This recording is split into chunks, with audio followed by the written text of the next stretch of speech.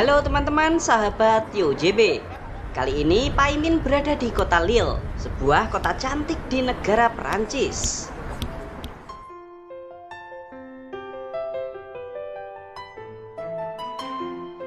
Tahukah kalian jika negara kita Indonesia ternyata pernah membuat Perancis itu bangkrut dan hampir saja bubar?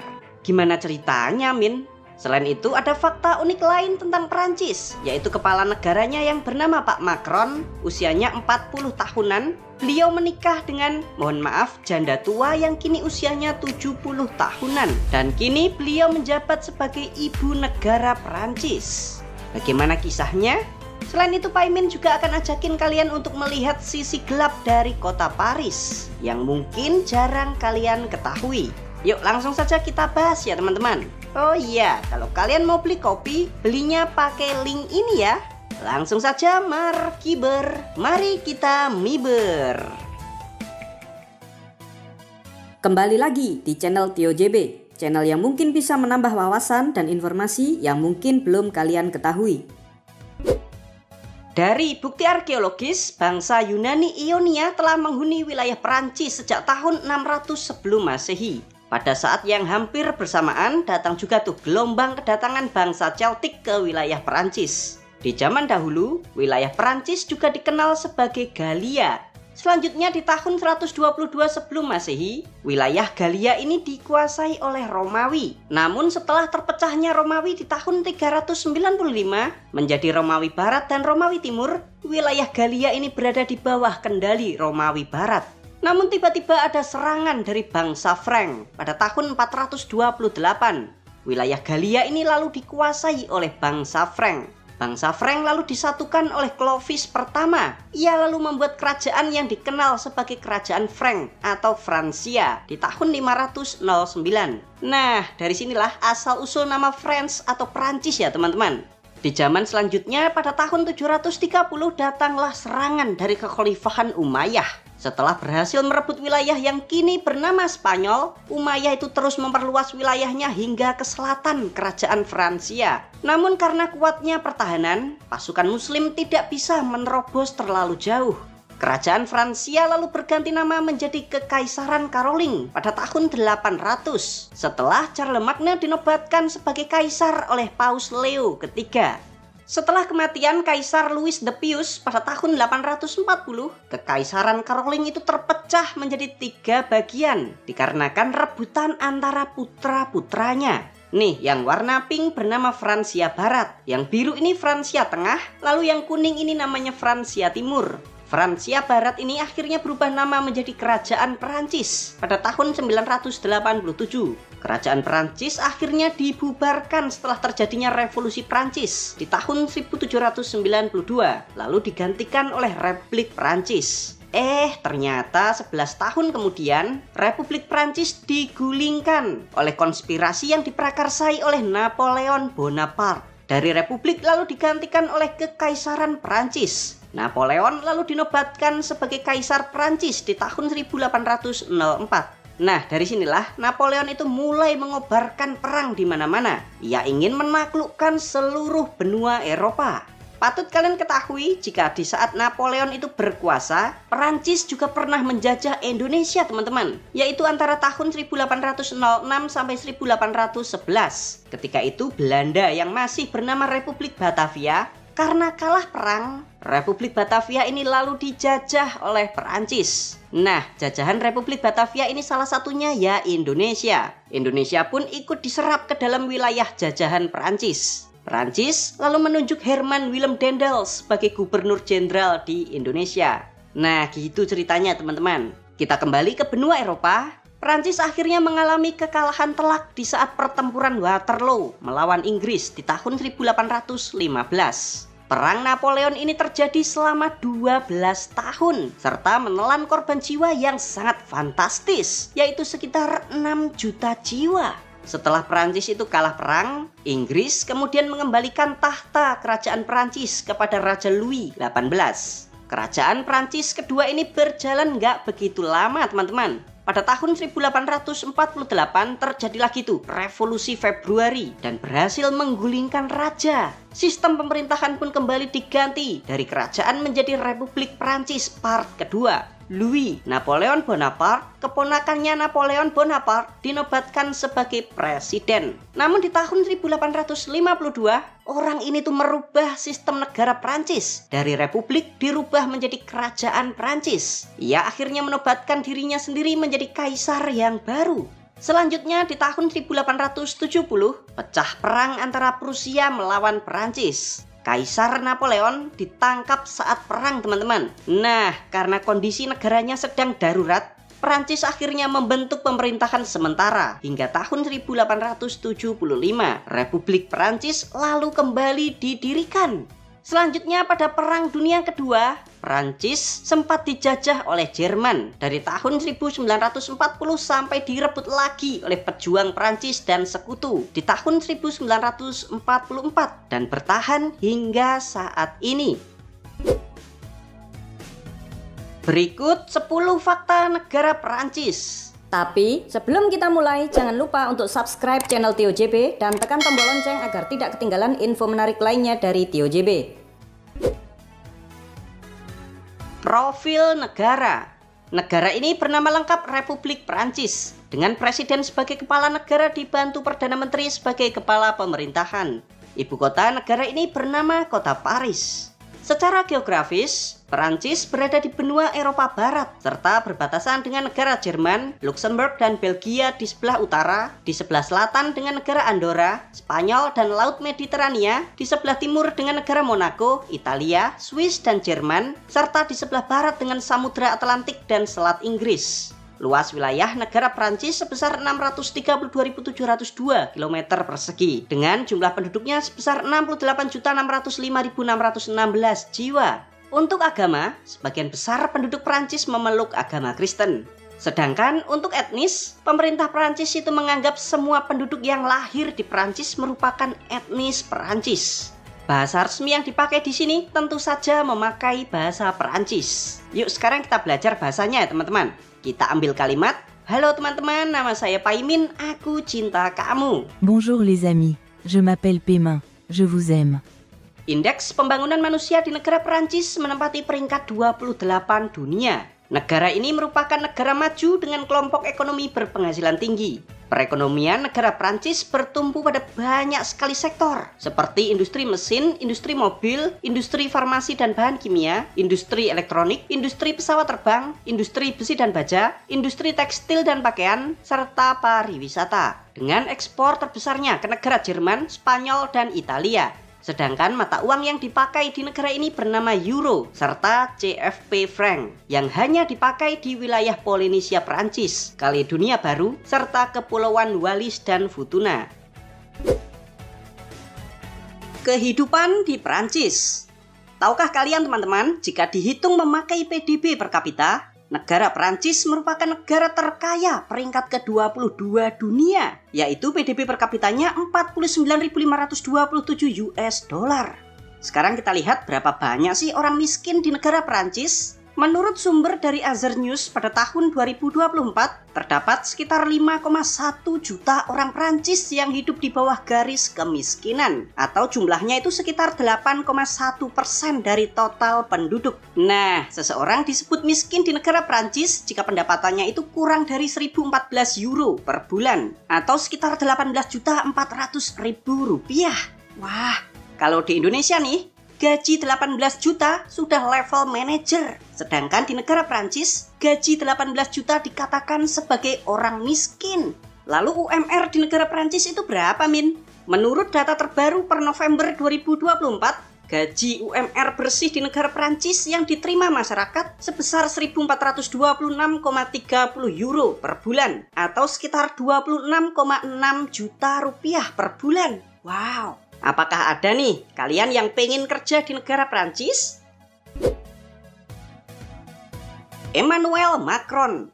Orang ini merupakan presiden dari negara Prancis. Nah, hal unik dari Macron adalah istrinya yang bernama Brigitte Marie-Claude Drogneau. Sang ibu negara ini ternyata umurnya itu lebih tua daripada Presiden Macron, teman-teman. Pak Macron itu kelahiran tahun 1977, sedangkan istrinya Bu Brigitte kelahiran tahun 1953.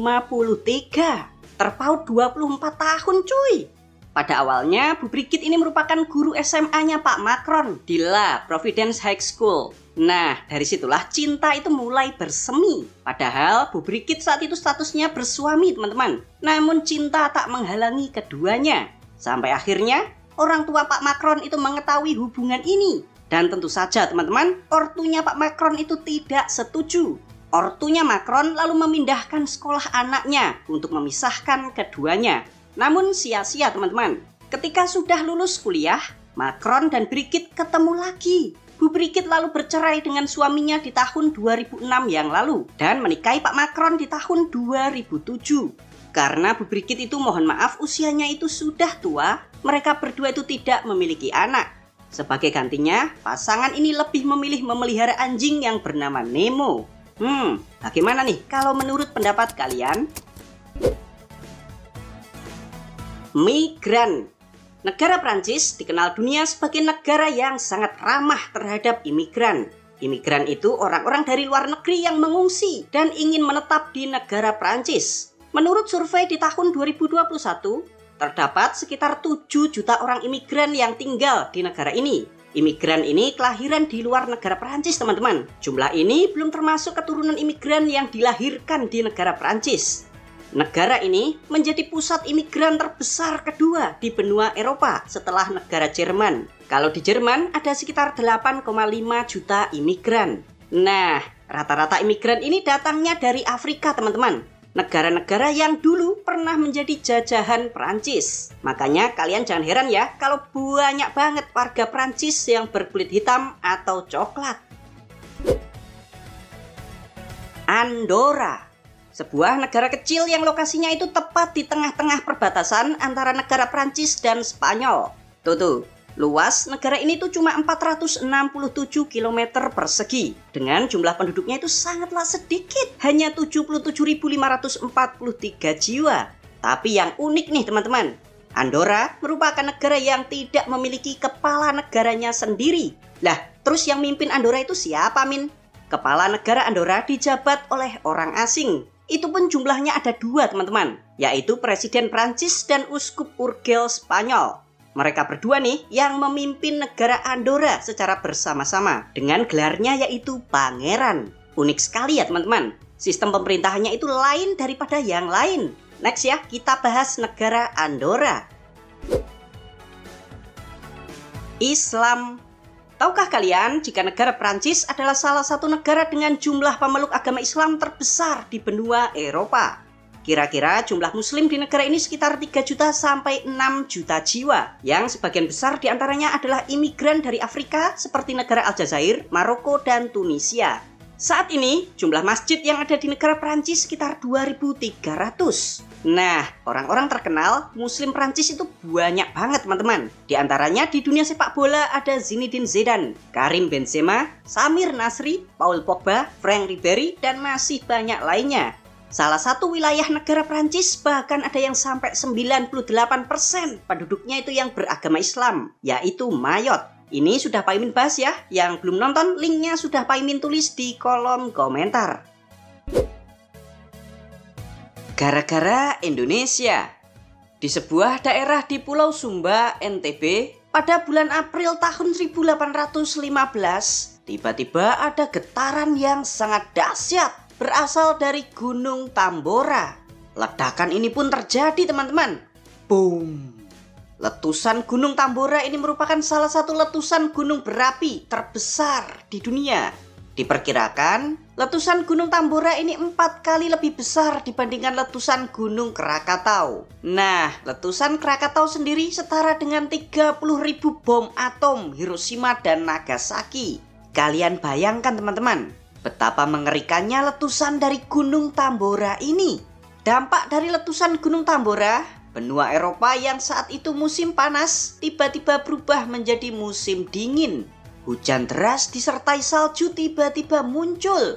Ini membuat orang Eropa saat itu mengalami kebingungan teman-teman. Nah, di saat yang hampir bersamaan pada tahun 1815, Di wilayah yang kini bernama negara Belgia, terjadi pertempuran yang sangat sengit antara pasukan Prancis di bawah Napoleon Bonaparte melawan 11 anggota negara koalisi pimpinan Arthur Wellesley dari Inggris.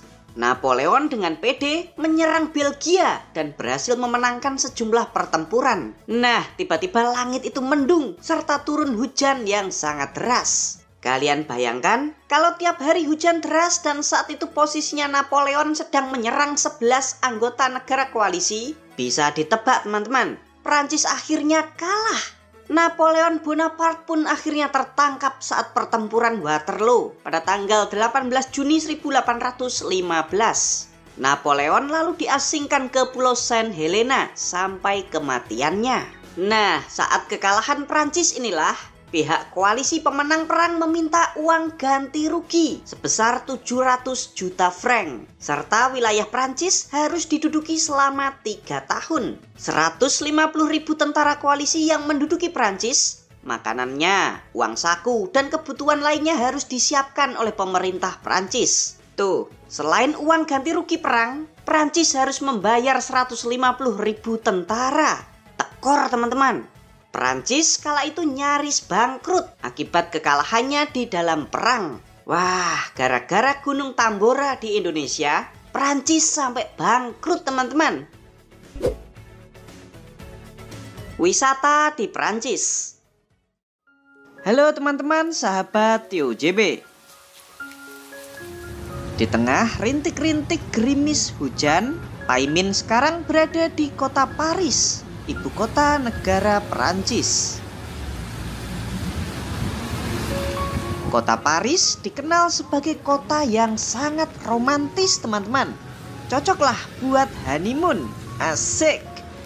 Gimana nih kalau menurut kalian suasana kota Paris saat hujan seperti ini? Sebentar, bukannya kota Paris dijuluki sebagai kota paling kotor di benua Eropa ya Min? Oke, sekarang kita buktikan ya teman-teman. Tapi sebelum itu, Paimin akan kasih info detail tentang kota Paris.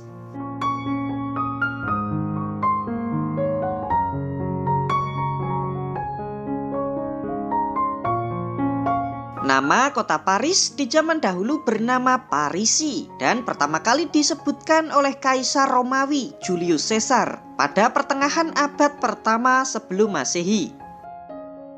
Parisi sendiri merujuk pada nama suku yang mendiami pinggiran Sungai Seine. Kota Paris memiliki luas 105,4 km persegi dengan jumlah penduduk sebesar 2.102.650 jiwa dan menjadikan kota ini sebagai kota dengan penduduk terbesar peringkat 9 di benua Eropa.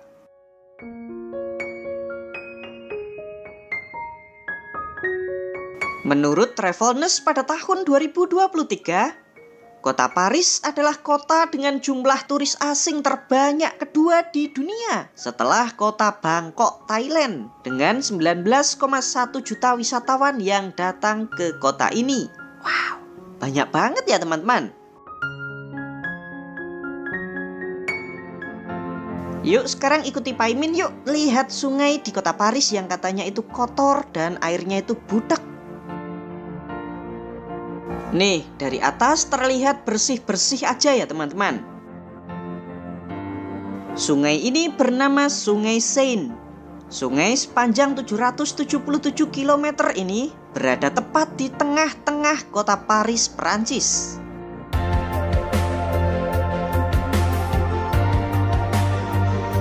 Sekarang kita lihat sungainya dari dekat. Apakah beneran kotor? Yuk, sini. Oh iya teman-teman, tuh kelihatan keruh banget. Tahukah kalian jika sungai ini sebenarnya itu tidak layak untuk dipakai berenang, apalagi digunakan sebagai tempat penyelenggaraan Olimpiade. Menurut penelitian yang dilakukan sebelum dimulainya Olimpiade, sungai ini memang terbukti tercemar dan mengandung bakteri E. coli 10 kali lipat di atas ambang batas. Berarti ini sudah keterlaluan kotornya teman-teman.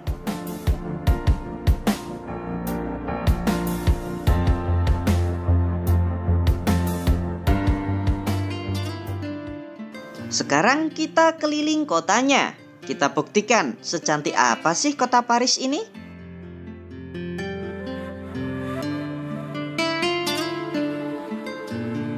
Tuh lihat, bangunan-bangunan di kota ini sebenarnya tuh bagus banget cuy. Bergaya klasik. Loh, apaan tuh? Oh, ternyata selimut. Jadi di kota Paris ini juga masih banyak gelandangan teman-teman. Orang-orang yang tidak memiliki rumah. Mereka kalau tidur biasanya di emperan-emperan toko, di kursi taman, atau di trotoar jalan.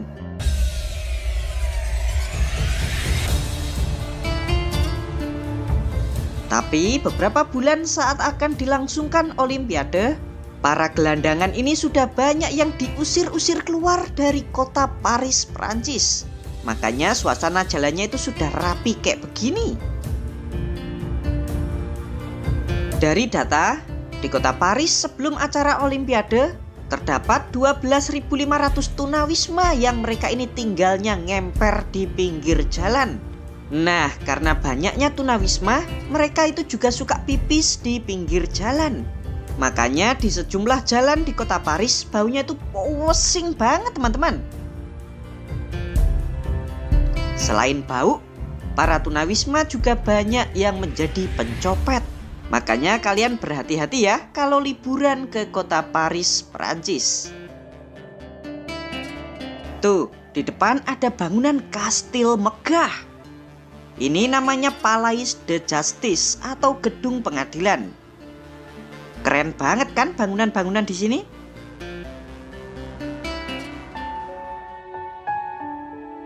Nah, itu yang di depan segede gaban tuh. Yuk kita mendekat teman-teman. Ini tuh bagian timur Istana Louvre ya teman-teman. Yuk sekarang kita masuk ke dalamnya. Nah ini, di dalamnya terdapat piramida kaca. Fungsinya sebagai pintu masuk kalau kalian mau mengunjungi Museum Louvre. Di dalam museum ini tersimpan lukisan yang pasti kalian sudah tahu, yaitu lukisan Mona Lisa yang sangat terkenal. Usahain kalau kalian mau ke Louvre datangnya itu pagi-pagi aja, biar nggak rame. Karena tempat ini menjadi salah satu destinasi wisata favorit di kota Paris. Kompleks Istana Megah Louvre ini dibangun pertama kali pada tahun 1190 Masehi dan sempat digunakan sebagai istana tempat kediaman raja-raja Perancis dari abad ke-14 hingga 18. Kompleks Istana Louvre ini luas banget teman-teman, 40 hektar. Jadi siapkan kaki kalian kalau mau keliling istananya.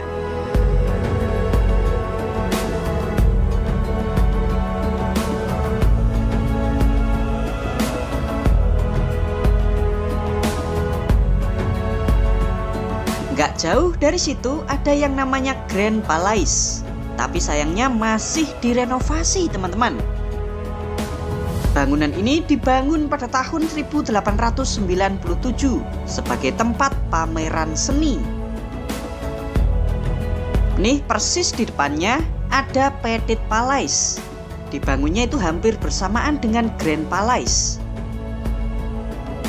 Saat ini Petit Palais dipakai buat museum seni rupa. Yuk kita jalan-jalan lagi ya teman-teman. Saat ini kita berada di Jalan Champs-Élysées, yaitu pokoknya.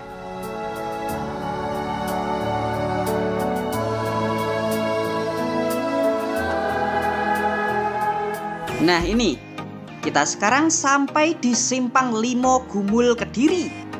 Bukan teman-teman. Ini namanya, tuh, susah bacanya.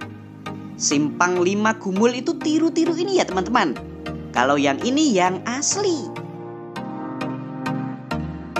Monumen ini dibangun pada tahun 1806 untuk merayakan kemenangan Napoleon Bonaparte setelah menghajar negara-negara di sekitar saat meletusnya Perang Napoleon. Kalau di kota Kediri kan cuma Simpang 5 tuh. Nah, kalau yang asli ini ternyata Simpang 12 teman-teman. Wow. Tuh kalian hitung sendiri ya. Tidak jauh dari simpang 12 Paris, sekitar 2,5 km tuh, nampak Menara Eiffel yang sangat-sangat terkenal. Yuk kita ke sana. Tuh menaranya. Nggak lengkap cuy, kalau kalian ke Prancis tapi nggak foto-foto di sini. Menara ini dibangun oleh seorang insinyur yang bernama Gustave Eiffel pada tahun 1887.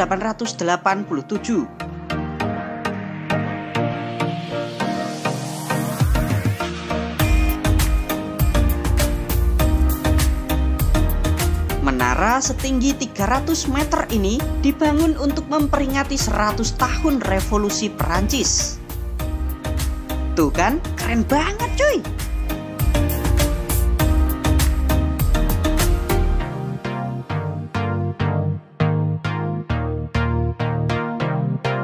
Selain itu masih banyak banget tempat-tempat keren lainnya yang bisa kalian kunjungi di kota Paris. Ini contohnya, Katedral Notre Dame. Katedral Katolik bergaya gotik ini dibangun pada tahun 1163. Ada pula Basilika, tuh susah bacanya. Sebuah gereja Katolik Roma yang dibangun setelah penggulingan Kekaisaran Perancis pada tahun 1870.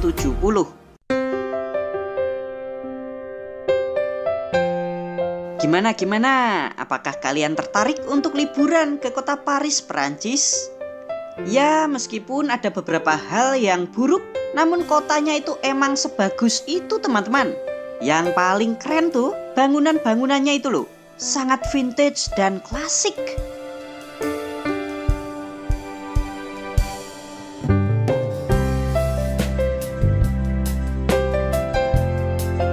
Untuk tiket pesawatnya pulang pergi Jakarta Paris Perancis sekitar 10 juta rupiah per orang.